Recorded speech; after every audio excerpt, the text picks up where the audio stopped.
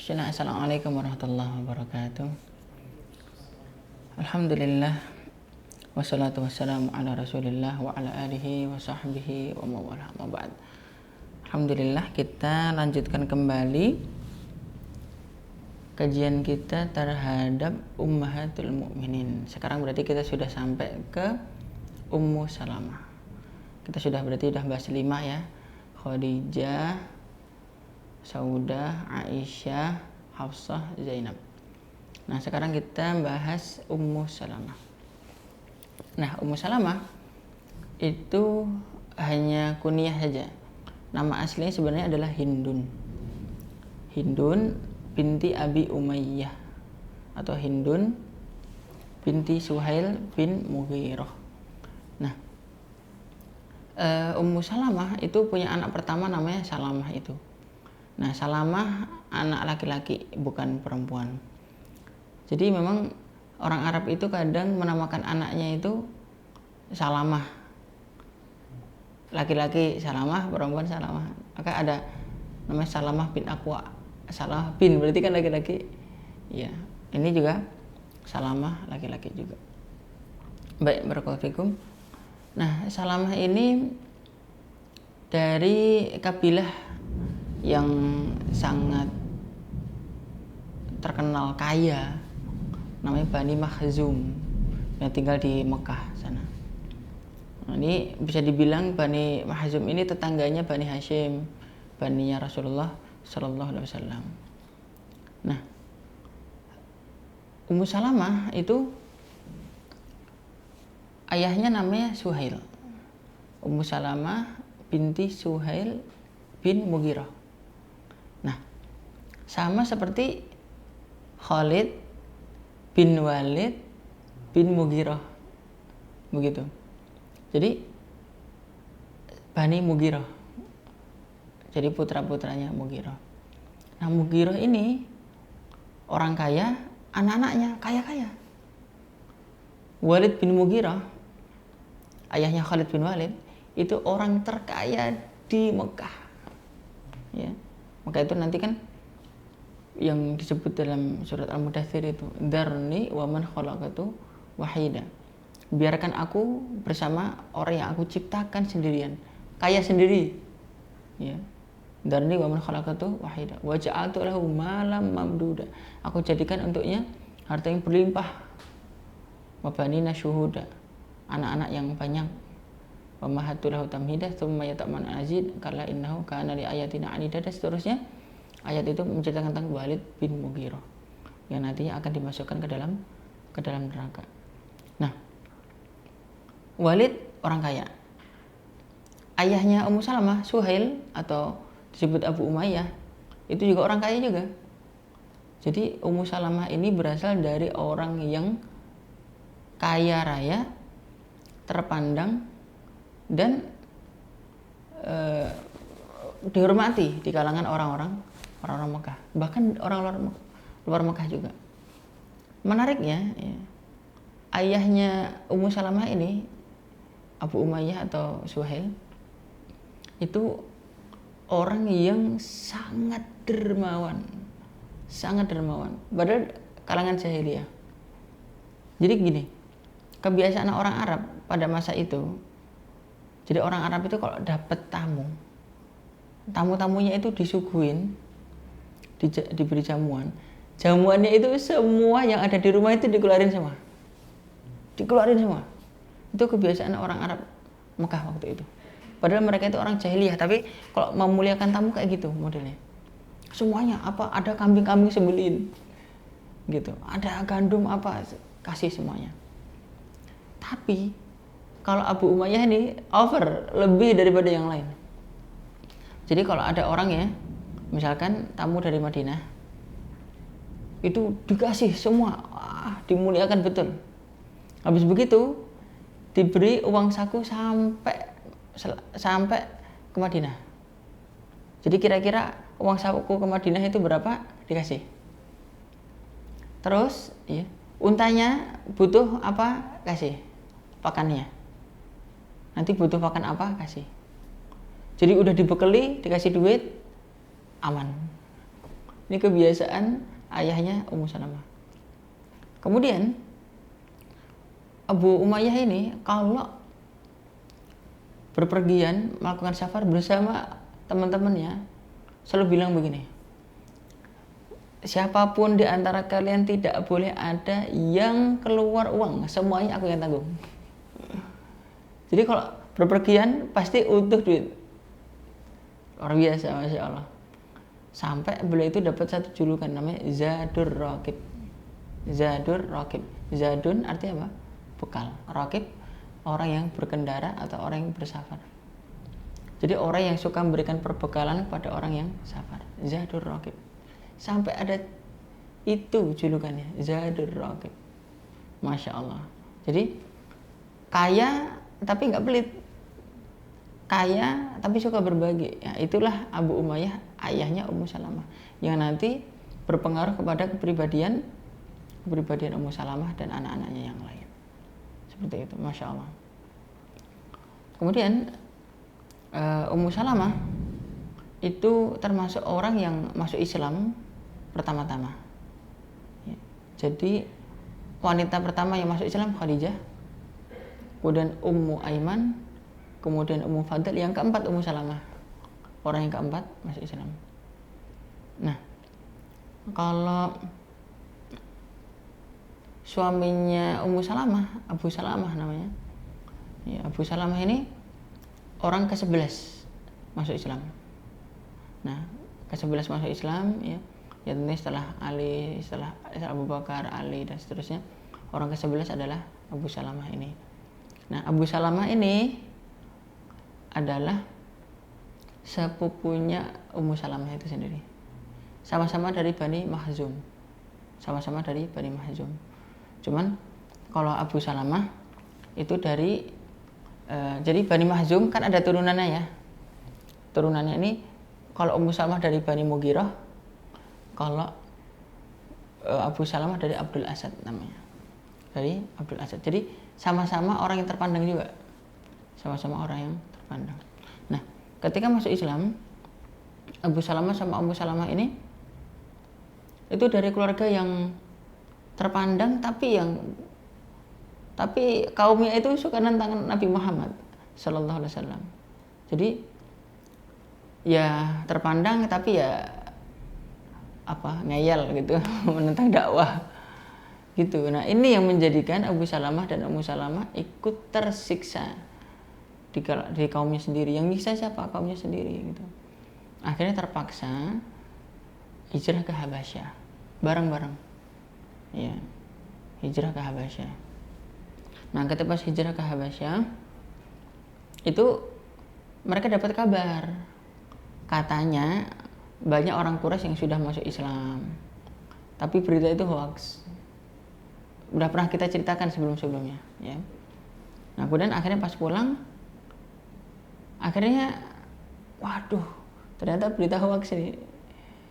Karena khawatir nanti disiksa oleh kaumnya, akhirnya beliau minta perlindungan. Abu Salamah ini minta perlindungan.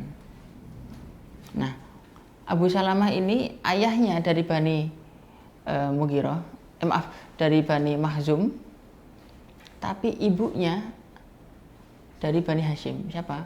Barah bin Abdul Muthalib.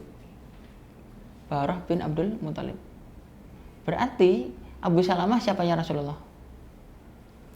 Abdul Muthalib punya anak, Abu Thalib, Abdullah, Harith, ini termasuk Barah. Nanti ada Safiyah, nanti ada apa? Nabi Muhammad bin Abdullah bin Abdul Muthalib. Ini Abu Salamah bin anaknya Barah binti Abdul Muthalib. Berarti Abu Salamah siapanya Rasulullah? Sepupu. Nah, sepupunya Rasulullah Sallallahu Alaihi Wasallam. Ketika sampai di Mekah, minta perlindungan sama siapa? Minta perlindungan kepada Abu Thalib. Nah, ketika itu kan Abu Thalib melindungi Rasulullah Sallallahu Alaihi Wasallam. Kemudian setelah itu Abu Salamah juga dilindungi juga. Ya, oke, aku akan melindungi kamu. Gitu. Karena Abu Thalib ketika itu termasuk orang yang punya kuasa, punya kedudukan, sehingga kalau mau melindungi siapapun bisa. Nah, akhirnya ketika itu Bani Mahzum datang Abu Thalib. Wahai Abu Thalib, kenapa engkau melindungi Abu Salamah? Gitu. Ya Abu Thalib menjawabnya enteng. Aku melindungi keponakanku sendiri. Ya. Muhammad. Aku punya keponakan yang lain. Anak saudariku. Masa nggak boleh? Ya kok bahasa kita begitu. Masa nggak boleh? Akhirnya ketika itu Abu Lahab, ya, Abu Lahab bilang, ya, ayuhan nas, kalian semua, gitu, biarkan orang tua ini, maksudnya Abu Thalib, biarkan, jangan kalian berbuat zalim kepada Abu Thalib. Jadi Abu Thalib ketika itu dibela juga sama Abu Lahab. Padahal Abu Lahab orang yang menentang Rasulullah gitu ya. Tapi dalam hal ini kenapa begitu? Nah, dijelaskan bahwa karena Abu Lahab juga Bani Hashim. Ya, Bani Hashim. Jadi karena sesuai dengan kaumnya. Gitu, sesuai dengan kaumnya, maka sehingga ya ketika Bani Mahzum macam-macam gitu. Karena ketika itu fanatik kabilah itu masih kental. Jadi gini, kalau misalnya ada satu golongan dari satu kabilah terdolimi oleh bani yang lain, itu satu kabilah itu ikut marah gitu. Jadi kayak gitu. Nah, ketika itu Abu Lahab itu belain Abu Thalib. Akhirnya Bani Mahzum nggak bisa ketika itu Bani Mahzum nggak bisa lagi mendolimi Abu Salamah dan keluarganya, karena sudah dilindungi oleh Abu Thalib dan ditambah dukungan dari Abu Lahab. Nah, di sini Abu Salamah dan Ummu Salamah aman. Kemudian Abu Salamah ini punya anak, ya, namanya Salamah ini. Jadi lahirnya di Habasyah. Ya. Punya anak satu, Salamah, ya. Nah, karena tadi kan saya udah sampaikan bahwa Ummu Salamah dan Abu Salamah kan dari keluarga terpandang ya, dari keluarga bangsawan. Nah, itu keluarganya itu udah kayak nggak butuh harta, gitu.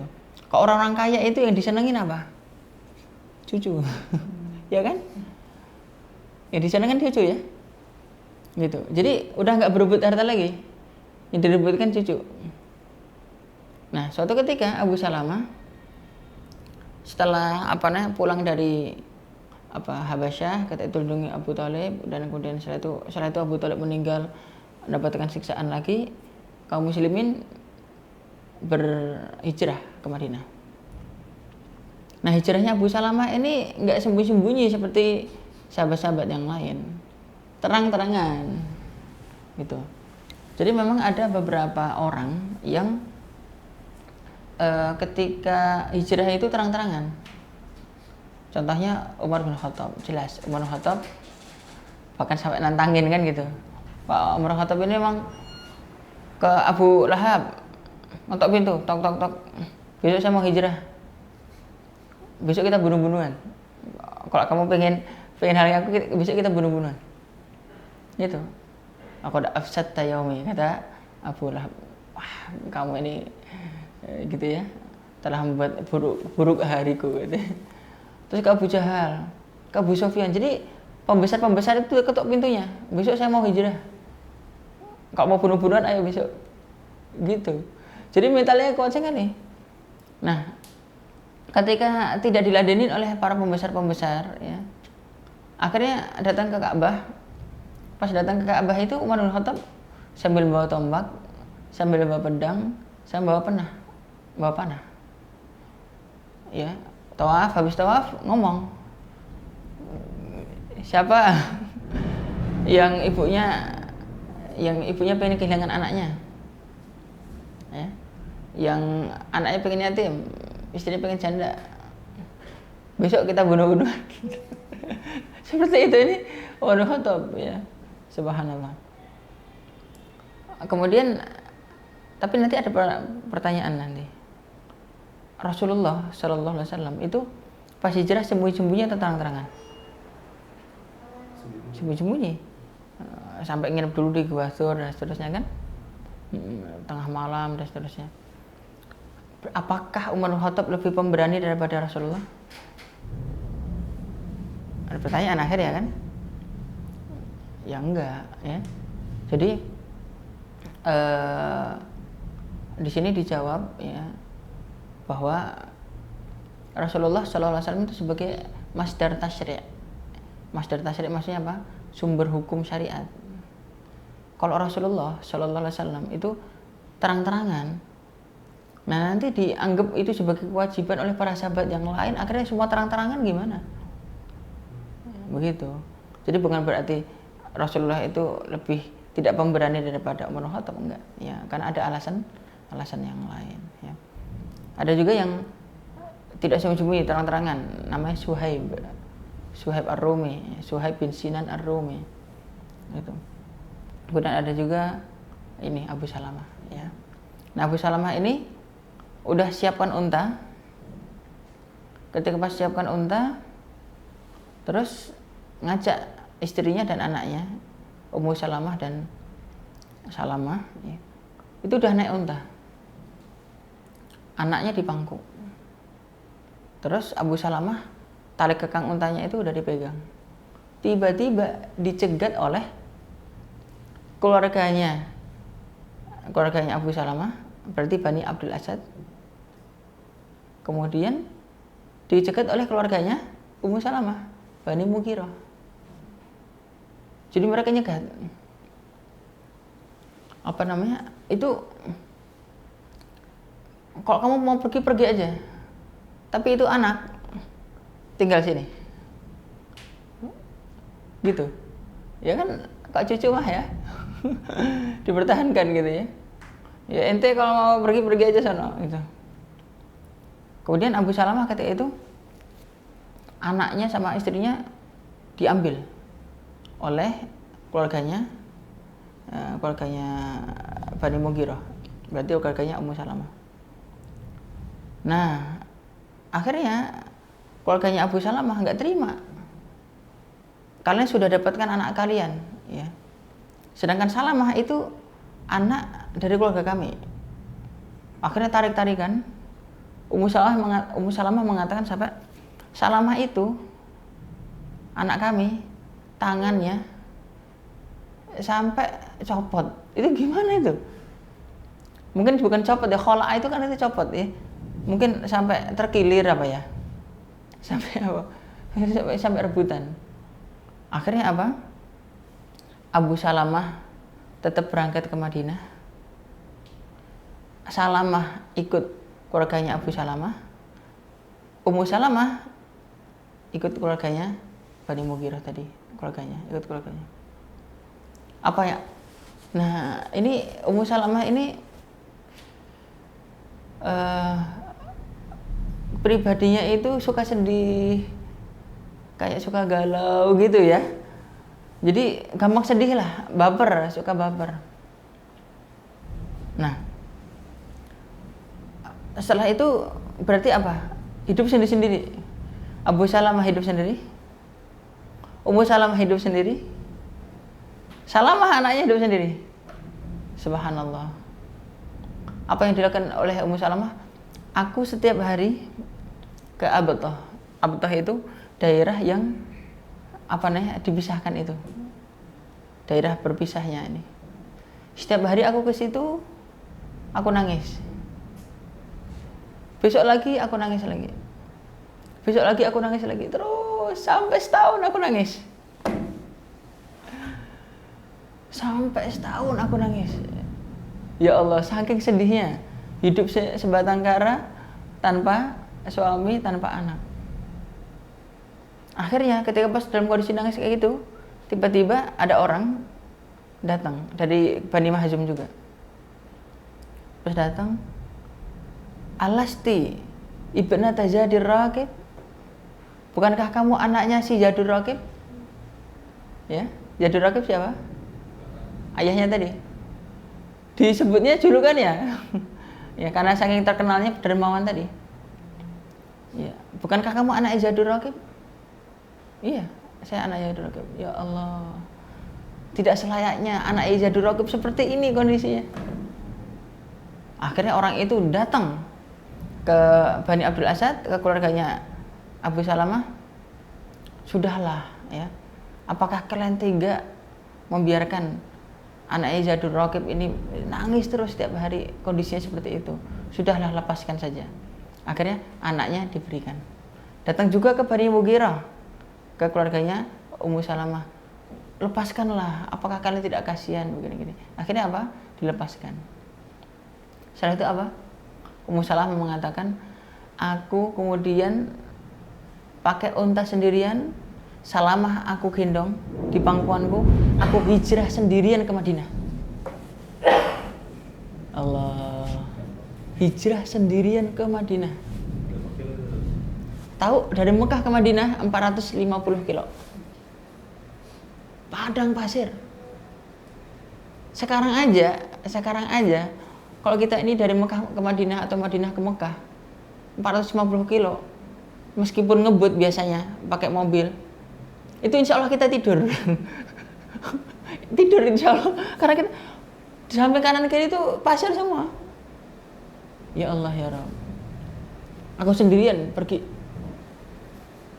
Ya Allah, sendirian pergi sampai akhirnya di satu daerah, ya, daerah Tanaim namanya. Sampai di daerah Tanaim, aku bertemu dengan seorang bernama Utsman bin Tolha, ya. Bernama Utsman bin Tolha. Nah, Utsman bin Tolha ini kenal juga dengan Zaidul Raqib.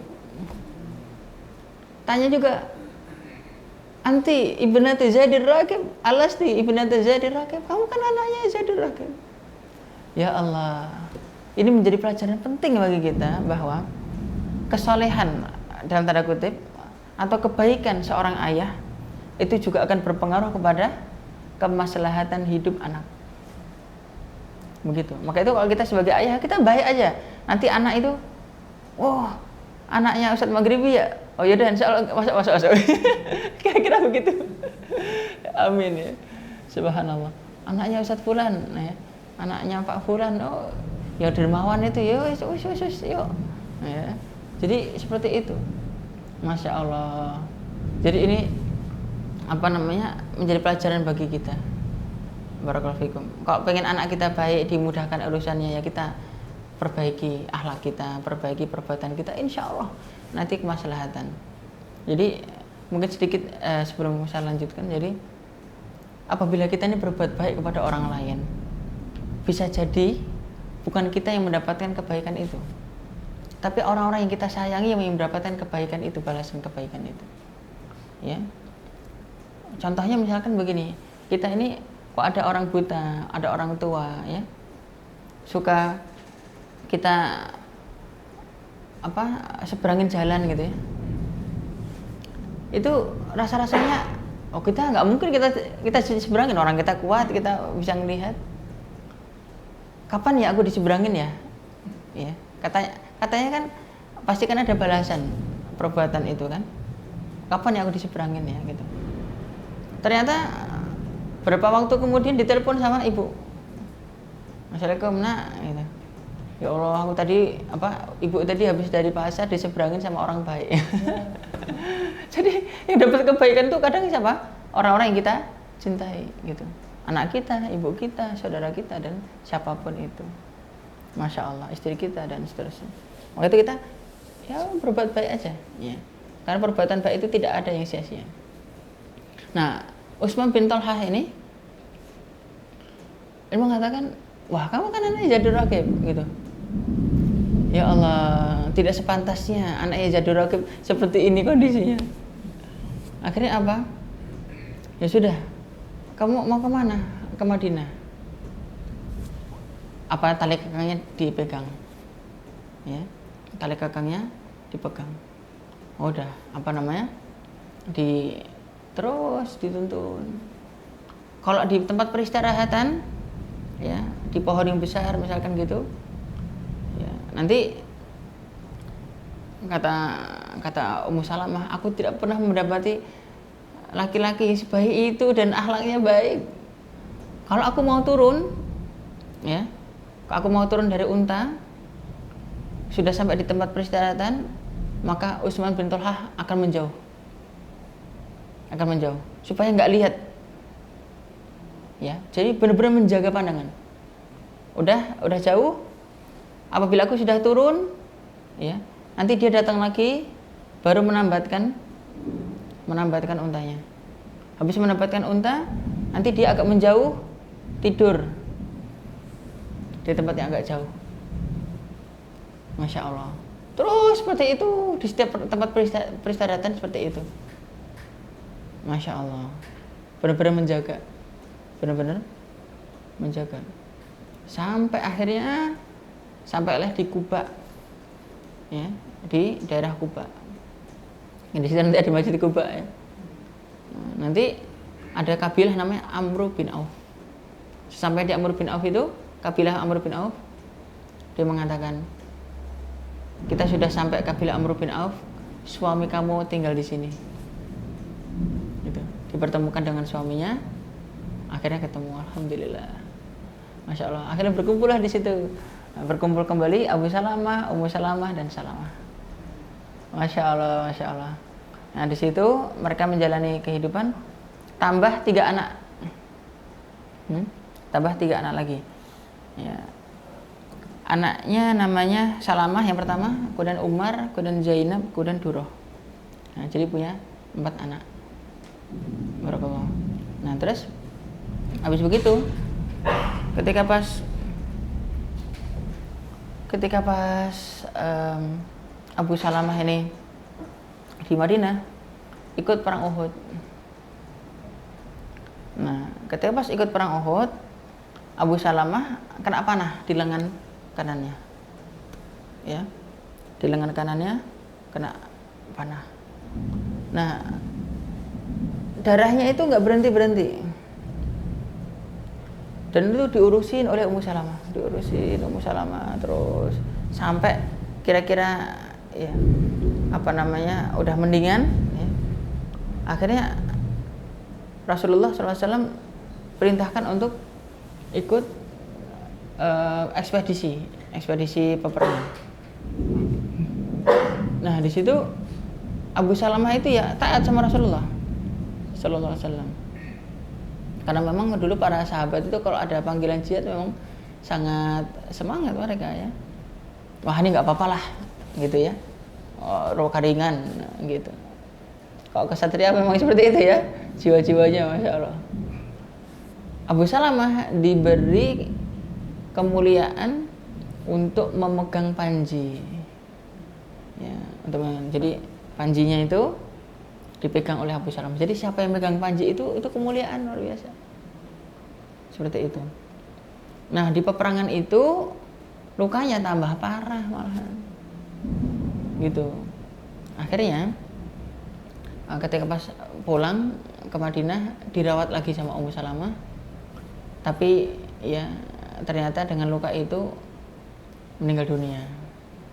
Nah, di detik-detik akhir meninggal dunianya Abu Salamah itu dibilangin sama Ummu Salamah, wahai Abu Salamah, aku sudah dapat berita bahwa apabila seseorang tidak nikah lagi, maka dia akan dipertemukan di surga.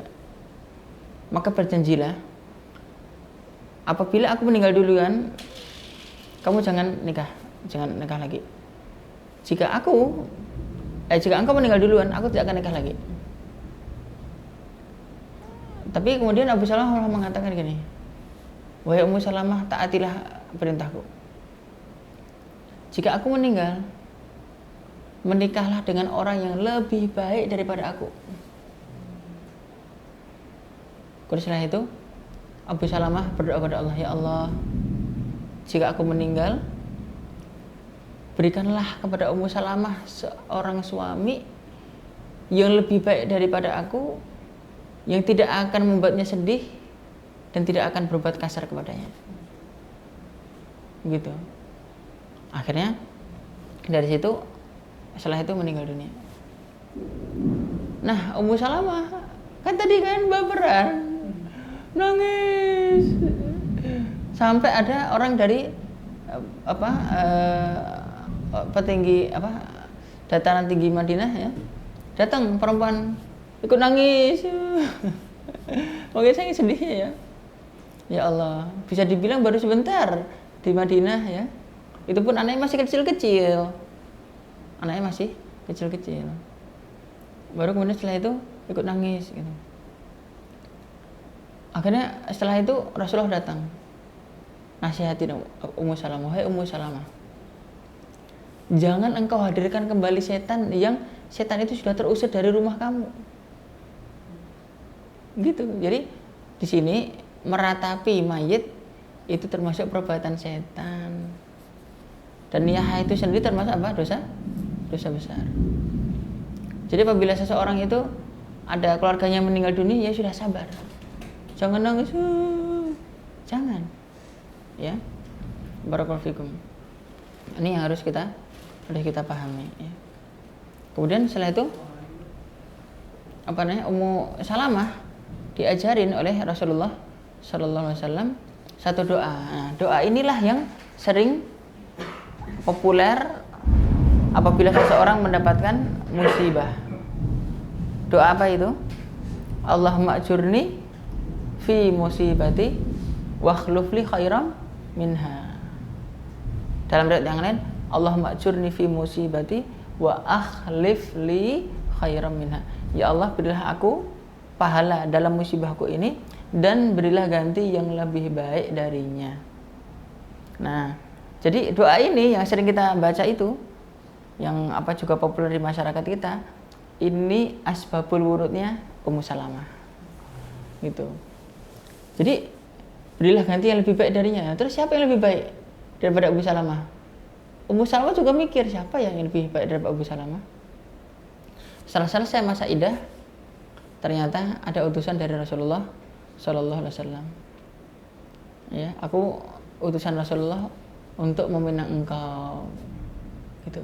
Ketika itu Ummu Salamah langsung, nah ini jawaban dari doa. Jawaban dari doanya Ummu Salamah dan dari doanya Ummu Salamah sendiri. Berilah ganti yang lebih baik. Yang lebih baik dari Ummu Salamah siapa? Ya Rasulullah Sallallahu Alaihi Wasallam. Jadi seperti itu. Nah, akan tetapi Ummu Salamah ini ngerasa dirinya udah tua, padahal sebenarnya belum tua. Anaknya masih kecil-kecil. Ya, umurnya ketika itu baru 35 tahun. Umurnya baru 35. Kenapa kok merasa tua? Ya. Kenapa merasa tua? Karena lihat Hafsah, lihat Aisyah. Gitu. Lihat Hafsah dan Aisyah. Nah, ini merasa lebih tua, 35 tahun. Anaknya juga masih kecil-kecil. Maka itu tolong sampaikan kepada Rasulullah. Kata dia apa? Kata Ummu Salamah, aku masih punya anak-anak kecil. Aku khawatir nanti anak-anak ini malah mengganggu Rasulullah Sallallahu Alaihi Wasallam. Ini yang pertama. Yang kedua, aku ini pencemburu. Ya, dikit-dikit cemburu gitu. Apalagi istrinya yang lain masih muda-muda gitu. Yang ketiga, waliku tidak ada di sini. Bani Mahzum nggak ada yang ada ya. Dari keluarganya tidak ada yang di Madinah. Gitu. Yang keempat, dan aku pun sudah tua. Gitu. Nah, itu akhirnya utusan itu konon katanya utusan ini siapa? Usamah bin Zaid. Ya, Usamah bin Zaid. Kemudian Usamah bin Zaid menyampaikan 4 hal ini. Dijawab oleh Rasulullah Sallallahu Alaihi Wasallam. Ya. Anak-anak masih banyak. Anak-anak banyak. Berarti kan ada 4 kan anaknya. Kata Rasulullah Sallallahu Alaihi Wasallam, pertama, anak-anak Allah yang mencukupi kebutuhannya. Oke. Yang kedua, pencemburu, aku akan berdoa kepada Allah supaya sifat cemburu kamu hilang. Dan ternyata benar. Jadi Ummu Salamah tidak pernah konflik dengan seorang istri pun dari istri-istri Rasulullah SAW. Nggak pernah konflik, nggak pernah cemburu sama sekali, nggak pernah cemburu. Ya konflik kan apa namanya, Hafsah cemburu dinasihati Umar kemarin, ya kan? Zainab sama Aisyah, kan gitu. Nah, Ummu Salamah nggak ada cemburu karena doa Rasulullah Sallallahu Alaihi Wasallam. Ya. Terus yang ketiga wali, ya. Adapun wali kamu jika sudah tahu, ya, wali kamu jika tahu bahwa yang melamar Muhammad pasti menerima, gitu. Sama dengan yang sebelum-sebelumnya sudah kita bahas. Meskipun orang-orang Quraisy, Bani apapun, kalau mereka itu anak mereka dipinang oleh Rasulullah Sallallahu Alaihi Wasallam, meskipun mereka kafir, selalu menerima, gitu. Seperti kemarin dulu itu Saudah, ya, kita sudah pernah sampaikan. Semuanya nanti seperti itu, ya. Kemudian lebih tua apa? Adapun tua, kamu merasa tua, aku lebih tua. Ya, aku lebih tua. Subhanallah. Berarti umur Rasulullah Sallallahu Alaihi Wasallam ketika itu berarti kira-kira umur berapa? 54, ya. 54 atau 55, ya. Jadi seperti itu. Akhirnya apa namanya, ketika itu yang menjadi walinya adalah Umar bin Abi Salamah. Ya, Umar bin Abi Salamah.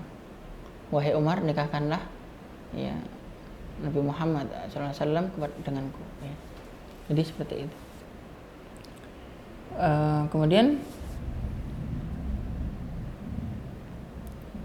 setelah itu maharnya berapa? Maharnya sama seperti istri-istri yang lain, 400 dirham. Berapa berarti? 1.600.000-an, ya. Ya Allah ya Rabb. Ya Allah ya Rabb. Hafsah segitu. Kemarin Zainab binti Huzaimah segitu. Saudah segitu. Ini Ummu Salamah segitu. Berarti istri-istri Rasulullah Sallallahu Alaihi Wasallam tidak ada yang cinta dunia. Nggak ada yang cinta dunia. Nggak ada. Masya Allah, ya. Itulah tidak cintanya mereka, ketidakcintaan mereka terhadap dunia itulah yang membuat mereka itu dipilih oleh Allah Subhanahu Wa Taala untuk mendampingi Nabi Muhammad Sallallahu Alaihi Wasallam. Iyalah. Barakallahu fikum. Maka itu ini juga menjadi pelajaran. Kalau seorang laki-laki itu cinta dunia, nanti dapat istri cinta dunia juga, ya kan? Kalau seorang suami mikirnya akhirat, ya istrinya juga nanti insya Allah banyak mikir akhirat. Ini pelajaran penting bagi kita, ya. Masya Allah, Masya Allah. Jadi seperti itu. Nah, kemudian Ummu Salamah ini seorang istri yang ketika bersama dengan Rasulullah SAW termasuk pecinta ilmu. Maka itu hadis-hadis yang diriwayatkan oleh Ummu Salamah ini hadis yang paling banyak dari sekian istri-istrinya kecuali Aisyah. Aisyah paling banyak, ya. Nomor 2 Ummu Salamah.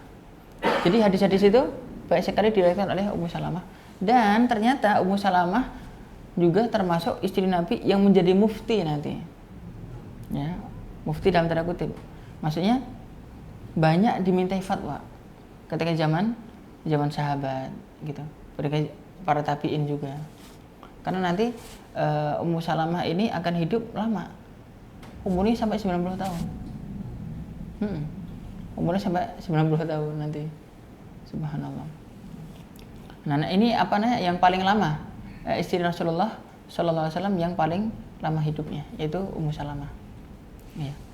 Jadi tadi ketika pas nikah dengan Rasulullah SAW merasa diri tua, ternyata Allah panjangkan umurnya sampai tua. Jadi seperti itu. Nah, di antara ya kecintaan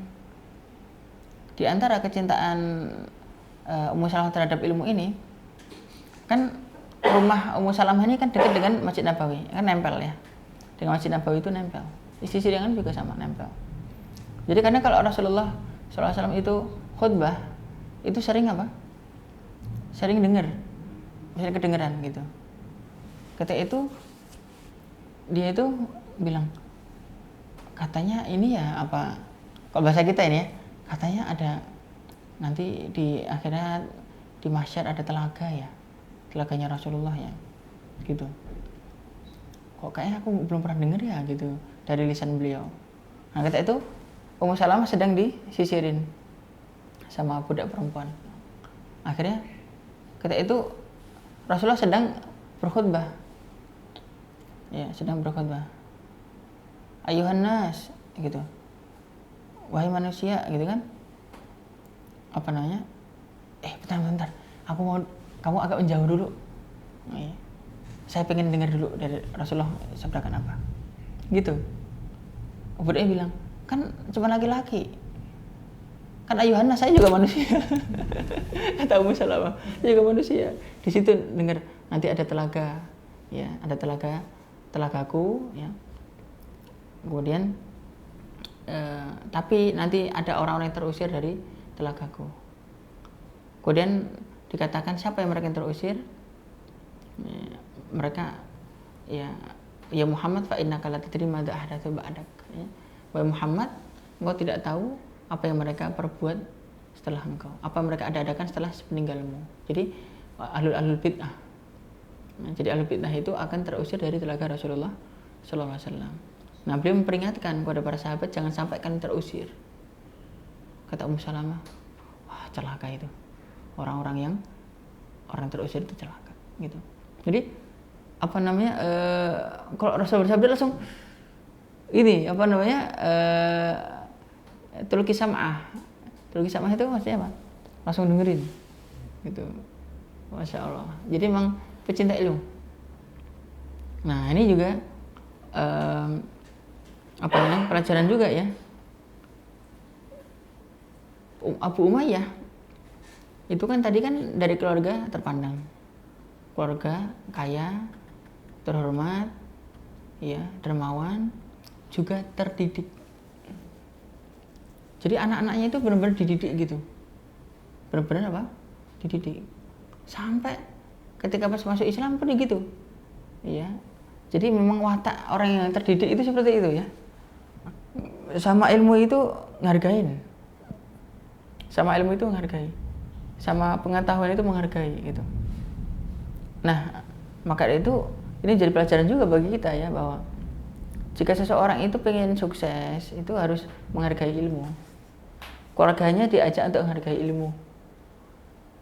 Ya, istrinya, anak-anaknya menghargai ilmu ya. Nah, nanti kan ada Umar bin Abi Salamah. Nah, Umar bin Abi Salamah ini suatu ketika berarti jadi anak tirinya Rasulullah ya. Itu pernah makan bersama Rasulullah sallallahu alaihi wasallam, terus tangannya itu nampan muter-muter ngambil ini comot-comot ya. Kata Rasulullah sallallahu alaihi wasallam yang sangat terkenal itu hadisnya, ya gulam samillah wa kul bi yaminika wa kul mimma yalika. Itu Umar bin Abi Salamah itu. Wahai nak samillah, ucapkan bismillah. Wakul biyaminika, makan pakai tangan kanan kamu. Wakul mimma yalika, dan makanlah yang terdekat dulu. Nah, itu Umar bin Abi Salamah mengatakan apa? Semenjak mendengar hadis itu sampai sekarang sudah 30 tahun aku selalu mengamalkan sabda Rasulullah itu. Coba. Bener-bener anaknya juga anak terdidik gitu loh. Memang dari kakeknya, anaknya, cucunya semuanya. Masya Allah. Gitu. Maka ini pelajaran juga ya. Jadilah orang-orang yang terdidik dengan baik. Ya, barakallahu fikum. Kemudian juga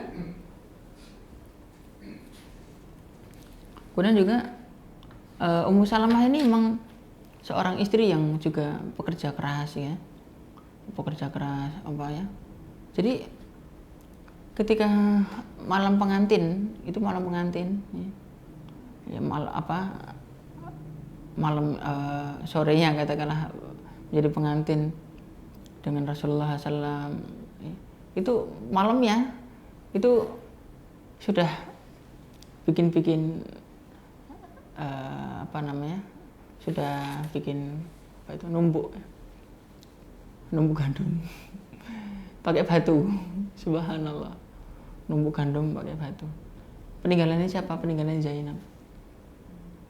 Itu malam pengantin loh. Malam pengantin itu udah bikin seperti itu pakai batu. Subhanallah. Karena gandum itu, biji gandum itu kan keras, tahu nggak? Iya, harus digiling kan. Masa sekarang mah gampang ya. Kok dulu pakai batu. Subhanallah. Itu bekerja keras. Masya Allah. Untuk membuatkan adonan untuk Rasulullah Sallallahu Alaihi Wasallam. Luar biasa ya. Jadi wanita mandiri, ya pekerja keras luar biasa. Terdidik. Wah kan mantap ya. Masya Allah. Tapi baperan. Oke. Kadang ada anak-anak orang kaya ya, orang-orang terhormat ya. Ya memang terdidik, bekerja keras, kadang baperan, ada juga gitu ya. Yang seperti itu perlu didoakan itu. Supaya enggak mencemburu, enggak baperan, perlu dinasihatin. Iya, barakallahu fikum. Jadi seperti itu.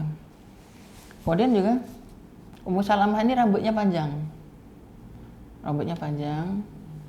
Tanya sama Rasulullah, Rasulullah, rambutku panjang dan aku ikat gitu. Apakah jika aku mandi junub harus aku urai atau nggak apa-apa diikat gitu. Nah berarti di sini boleh nggak mengikat rambut bagi perempuan? Boleh, tapi jangan sampai seperti punuk unta ya, itu aja. Kalau misalkan diikat gini, asalkan nggak sampai punuk unta nggak apa-apa. Kata Rasulullah SAW, cukup kamu guyurkan air 3 kali, 1, 2, 3. Jadi nggak perlu diurai, gitu. Ini juga menunjukkan bahasanya apa? Banyak tanya juga, tuh, kepo. Ya. Ini hukumnya apa nih? Ini suka.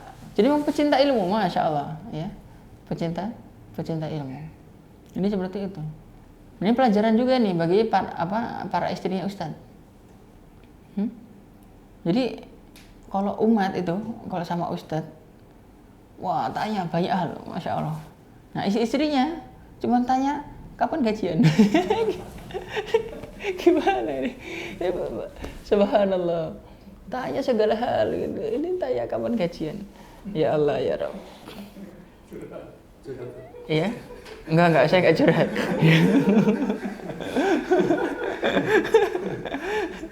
Ini seperti itu, subhanallah. Ini luar biasa ya, pencinta ilmu. Maka jadilah pencinta ilmu. Wanita-wanita itu harus pencinta ilmu lah ya. Barakallahu fikum. Jadi seperti itu. Kemudian Rasulullah Sallallahu Alaihi Wasallam itu juga suka mampir ke rumahnya Ummu Salamah, kemudian sholat ya. Umar bin Abi Salamah sendiri lihat Rasulullah Sallallahu Alaihi Wasallam itu sholat di rumahnya ibuku Ummu Salamah dengan memakai cuma satu kain ya. Seperti itu contohnya. Kemudian Ummu Salamah kan tadi turun dari ayahnya, senang sedekah. Tanya, wahai Rasulullah, kalau aku sedekahnya ke kerabat-kerabatku boleh nggak? Boleh. Bahkan pahala kamu pahala sedekah sekaligus pahala silaturahmi. Gitu. Makanya kalau kita ini punya kerabat itu nggak bisa mengunjungi, duitnya aja yang kunjung. Iya. Jadi seperti itu, transfer ini itu udah termasuk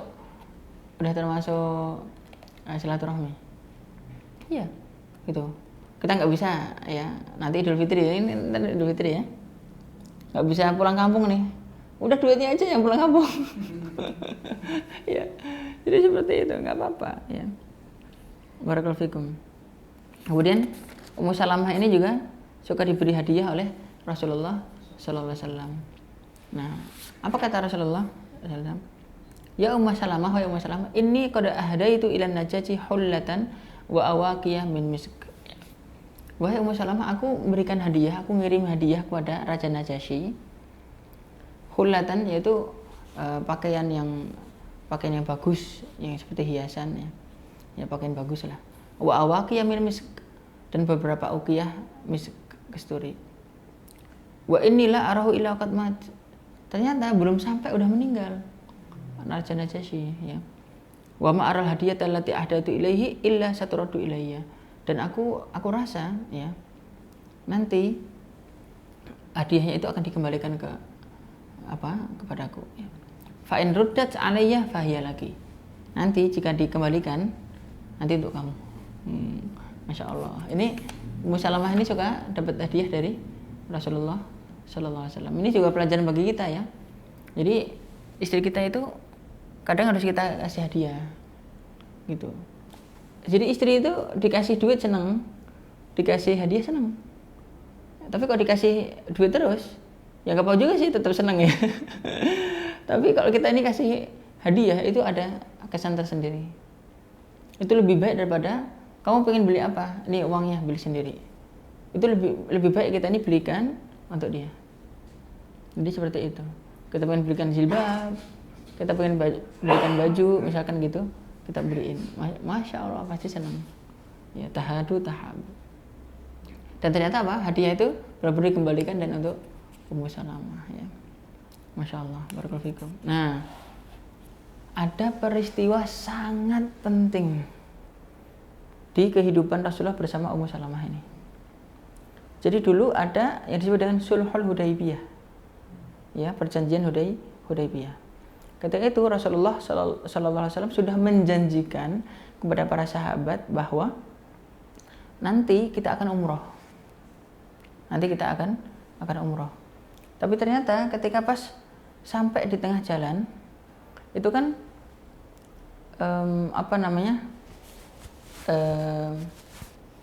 Rasulullah Sallallahu Alaihi Wasallam ngirim dulu Utsman bin Affan. Ternyata Utsman bin Affan ketika itu dapat berita Utsman bin Affan dibunuh. Kemudian setelah itu ada baiat ya. Baiat berani mati dari para sahabat ya. Tapi kemudian orang-orang Quraisy pada takut ya, pada takut. Kemudian setelah itu tapi tetap dihalangi ya. Tetap dihalangi untuk masuk Mekah. Akhirnya terjadi perjanjian Hudaybiyah. Nah, perjanjian Hudaybiyah ini kan rasa-rasanya kaum muslimin rugi ya kan? Rugi. Genjatan 10 tahun. Oke. Nanti kalau ada muslim yang di Mekah yang ke Madinah harus dibalikin lagi ke Mekah. Gitu. Tapi kalau orang Madinah yang muslim sampai di Mekah mereka nggak mau balikin ke Madinah. Kayak gitu. Ini yang paling berat nih. Seperti itu. Kita itu para sahabat kan ngambek. Katanya kita mau umroh, nggak jadi umroh. Terus perjanjiannya malah kayak gini. Itu semua sahabat ngambek semuanya. Gitu. Umar bin Khattab ngambeknya bukan main. Ali bin Abi Thalib juga ngambek. Para sahabat semuanya ngambek. Yang enggak Abu Bakar As-Siddiq. Ya. Ini ceritanya cukup panjang. Nah, setelah itu mereka masih pakai pakaian umroh ya, pakai pakaian ihram. Setelah perjanjian itu para sahabat itu diem semua, nggak pada ngambek semuanya. Nah, ketika itu kan waktunya apa? Kan Dzulhijjah, waktunya apa? Kurban. Rasulullah SAW memerintahkan para sahabat, ya, sembelihlah kurban kalian. Tahallul, lalu sembelihlah kurban kalian. Nggak ada yang jawab sama sekali. Hening, pada ngambek. Habis itu beliau ngomong lagi, tahallul dan sembelihlah kurban kalian. Masih diem lagi. Setelah itu bilang lagi yang ketiga, tapi tetap diam. Akhirnya beliau masuk tenda. Masuk tendanya Ummu Salamah. Nah, di tendanya Ummu Salamah mengatakan, wahai Rasulullah, engkau tidak perlu capek-capek nyuruh para sahabat untuk melakukan itu. Caranya, silahkan Anda panggil tukang cukur, Anda cukur, Anda tahalul, setelah itu sembelihlah sendiri dengan tangan Anda korban Anda. Ya, perlihatkan itu di depan para sahabat. Akhirnya Rasulullah SAW keluar, iya, beliau cukur sendiri, para sahabat bareng lihat, habis itu beliau nyembelih sendiri. Di situ para sahabat, masa Rasulullah ngelakuin, kita nggak ngelakuin? Baru kemudian para sahabat kita itu tahalul, ya, masing-masing pada tahalul itu semangat sekali, ya. Barabikum. Ya kadu ahadun yaqta'u ra'sa sahibihi. Artinya apa? Hampir-hampir ya kami itu memotong kepala sahabat-sahabat kami sendiri. Jadi saya semangat itu. Ya, subhanallah bihamdi. Orang Arab itu ya, sampai sekarang kalau kita ini ke halak ya, ke tukang cukurnya, ke tukang cukur di Masjidil Haram itu, di samping Masjidil Haram ada tukang cukur halak. Kepala kita kayak batok, iya, kayak nggak ada harganya ini kepala ustadz, gitu. Nanti kita diberi tawaran, wahid atau sifar, ya, wahid atau sifar, 1 atau 0, ya, 1 or 0. Kadang ngomong pakai bahasa Inggris, 1 or 0. Kok 1 maksudnya disisihkan 1 cm, 0 0 prontos gitu. Kita bilang 1 atau wahid. Oh, langsung gitu. Cepat sekali. Gitu. Subhanallah, kadang berdarah.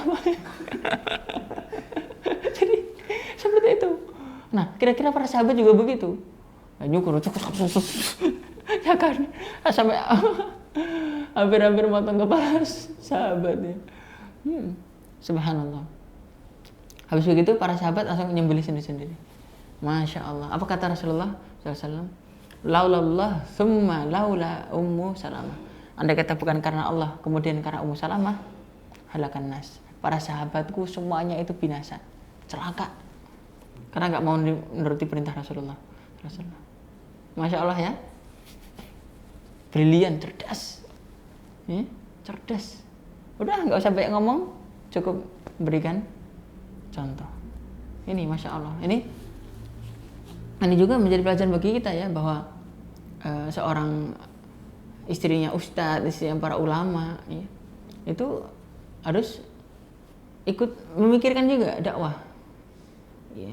Kalau misalkan suaminya lagi mikir dakwah susah gitu, coba ikut mikir. Nah, siapa tahu nanti solusinya dari istri gitu. Bisa jadi. Ya, ini para sahabat loh, selamat dunia akhirat karena Allah, kemudian Ummu Salamah, pemikiran satu orang perempuan. Hebat ya, Masya Allah. Jadi seperti itu.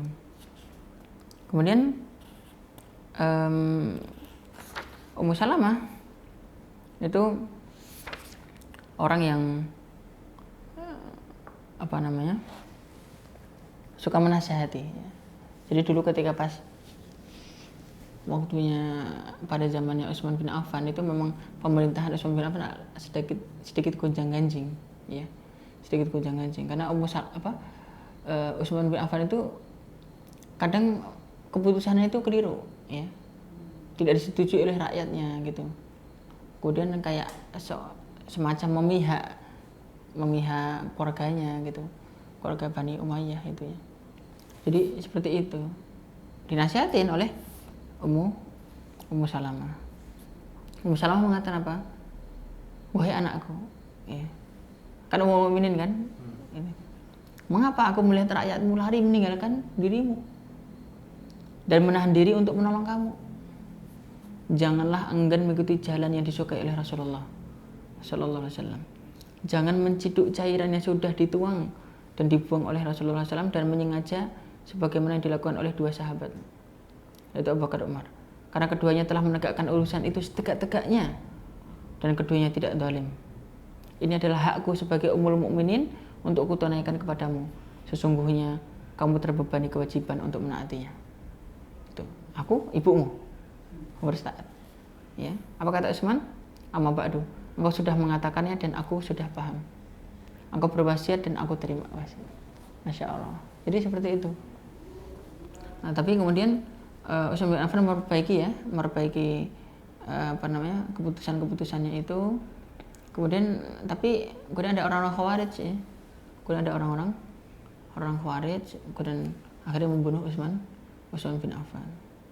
Sampai ketika Ummu Salamah ditanya ya, bagaimana menurut Anda tentang Utsman, maka Ummu Salamah ditanya oleh seorang laki dari Bani Tamim itu menjawab, orang-orang mengadukan kekeliruan Utsman lantas menyuruhnya bertobat. Sampai ketika mereka sudah mengubah pendapatnya, udah berubah Utsman. Ya, dan Utsman udah nggak lagi keliru. Mereka justru menyerbunya dan membunuhnya. Subhanallah. Jadi seperti itu. Ya Allah ya Rabb.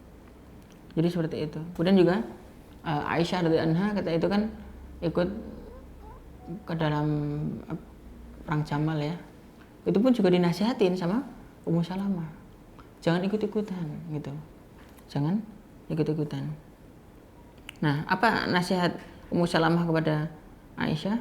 Amma ba'du, sesungguhnya engkau wahai Aisyah adalah pintu antara Rasulullah dan umatnya. Tirai yang ditempatkan bagi kehormatan beliau. Andai kata Rasulullah sallallahu alaihi wasallam mengetahui bahwa kaum wanita ikut serta memanggul jihad, niscaya beliau akan mewasiatkan kepadamu. Tapi kan itu enggak terjadi.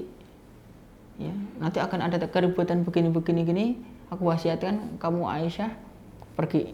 Kan Rasulullah nggak wasiatkan itu. Bukankah engkau mengetahui bahwa beliau telah melarangmu dari tindakan yang berlebihan dalam agama? Ini kata Ummu Salamah kepada Aisyah. Sungguh, tiang-tiang penopang agama ini tidak akan dapat meneguhkan wanita jika bengkok. Dan tidak dapat menghimpun mereka jika retak. Jihad kaum wanita adalah menundukkan pandangan. Masya Allah. Ya. Jihad kaum wanita adalah menundukkan pandangan dan mengenakan busana sebagaimana diwajibkan. Ini kata Ummu Salamah ya. Kepergian macam apakah yang akan kau lakukan ini? Ya. Aku takut kepada Allah seandainya aku ikut dalam perjalananmu itu. Kemudian jika dikatakan kepadaku, wahai Ummu Salamah, masuklah ke dalam surga Firdaus, niscaya aku benar-benar malu bertemu Rasulullah sallallahu alaihi wasallam. Andai kata masuk surga Firdaus pun malu. Ya.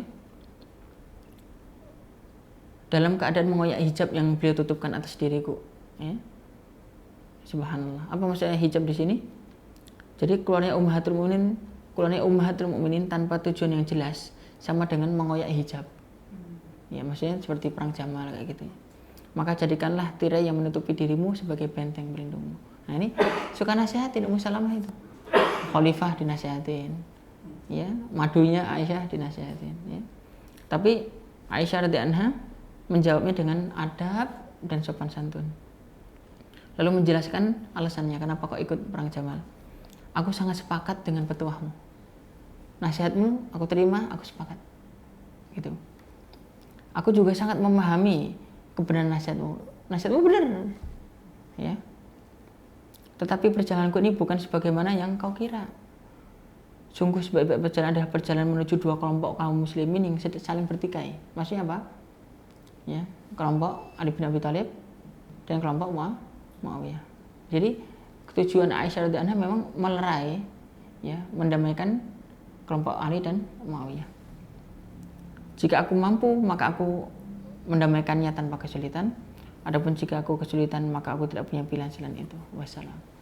Jadi, subhanallah. Jadi Ummu Salamah ini gemar menasihati orang, ya. Menasihati orang. Oke, baik, barakallahu fikum. Kemudian keutamaan Ummu Salamah. Jadi keutamaan Ummu Salamah. Jadi gara-gara Ummu Salamah sampai turun ayat. Ya, sampai turun ayat untuk menjawab pertanyaannya. Jadi pernah Ummu Salamah mengatakan kepada Rasulullah sallallahu alaihi wasallam, wahai Rasulullah, kaum pria boleh perang, kami wanita nggak boleh perang, nggak boleh jihad, gitu. Kemudian kami perempuan juga cuma dapat setengah warisan cuma dapat setengah. Ini gimana? Gitu. Akhirnya turun ayat, yaitu surat An-Nisa ayat 32, wala tatamannau ma faddallahu bihi ba'dakum ala ba'd. Janganlah kamu iri sebagian yang lain terhadap apa yang Allah karuniakan kepada sebagian yang lain. Kemudian juga Ummu Salamah pernah tanya juga kepada Rasulullah sallallahu alaihi wasallam, wahai Rasulullah, kenapa laki-laki terus yang disebut dalam Al-Quran, kok kayaknya perempuan nggak disebut ya, gitu. Akhirnya ketika itu Rasulullah SAW ketika itu sedang di mimbar berbicara di depan para sahabat. Nah, Ummu Salamah sedang di rumah itu sama lagi disisir rambutnya. Bentar, Rasulullah sedang bersabda itu. Terus akhirnya apa? Rasulullah membacakan ayat innal muslimina wal muslimati wal mu'minina wal mu'minati wal qanitina wal qanitat. Nah, itu jawaban dari pertanyaanku. Ya. Jadi karena apa? Karena ucapan Ummu Salamah ini turun ayat ya. Kayak Umar bin Khattab. Seperti Umar bin Khattab, Masya Allah. Jadi ini berarti menunjukkan bahwasanya apa? Kecerdasan luar biasa. Pertanyaan-pertanyaan yang cerdas hingga sampai Allah jawab. Sampai Allah jawab, kemudian turun ayat. Barakallahu fikum. Juga Ummu Salamah ini pernah melihat Jibril alaihissalam, tapi ketika Jibril menyerupai manusia. Jadi menyerupai siapa? Dihyah al-Kalbi namanya. Jadi pernah lihat. Ya, barakallahu fikum. Kemudian juga Ummu Salamah adalah seorang yang ahli Al-Quran, ahli baca Al-Quran, juga fasih, ya, dan kok menjelaskan sesuatu sangat jelas. Pantas nanti akan jadi apa? Jadi mufti. Baik, barakallahu fikum. Kemudian terakhir wafatnya Ummu Salamah. Nah, ketika Ummu Salamah di akhir-akhir hidupnya, dan tadi sudah saya sampaikan umurnya sampai 90 tahun. Kata Imam Az-Zahabi, Ummu Salamah dikaruniai umur yang panjang. Sampai berita terbunuhnya Husain, ya, berarti pada masanya Yazid bin Muawiyah, dia sangat sedih karenanya. Tuh, memang apa namanya sifat bapernya itu, sifat sedihnya itu belum sampai akhir hayat ya. Ini cucunya Rasulullah meninggal, ya Allah, dibunuh. Ya Allah, nangis, sedih. Ya. Kemudian setelah kejadian itu beliau wafat. Ya. Setelah kejadian itu sedih, habis begitu tidak lama berikutnya wafat dalam kondisi ya berumur 90 tahun. Kemudian Ummu Salamah ini ketika pas meninggal dunia, yang imamin sholatnya siapa? Sholat jenazahnya Abu Hurairah radhiyallahu anhu, ya. Ulamanya para sahabat ya. Jadi ulama wanita disolatkan oleh ulama, Masya Allah. Baik, saya kira itu ya. Barakallahu alhamdulillah alamin. Ya, ini pelajaran-pelajaran penting bagi kita yang kita ambil dari ibunda kita Ummu Salamah radhiyallahu anha. Walhamdulillah alamin. Bila taufiq wal hidayah. Assalamualaikum warahmatullahi wabarakatuh.